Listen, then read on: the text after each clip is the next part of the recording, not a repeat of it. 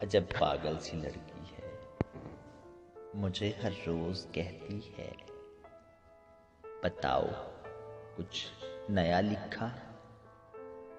मैं जब भी उससे कहता हूँ हाँ एक नज्म लिखी है, मगर उन्वान देना है, बड़ी बेचैन होती है। वो कहती है सुनाओ, मैं उसे अच्छा सा एक उन्वान देती हूँ। वो मेरी नज्म सुनती है और उसकी बोलती आंखें किसी मिसरे किसी तशबीह पे यूं मुस्कुराती हैं।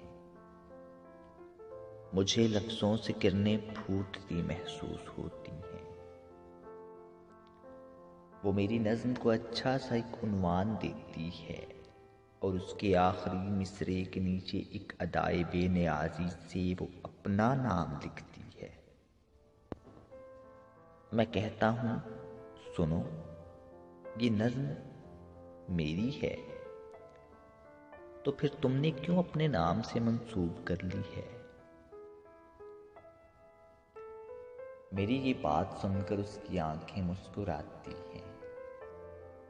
वो कहती है बड़ा सादा सा रिश्ता है कि जैसे तुम मेरे हो, ये नज्म भी मेरी है।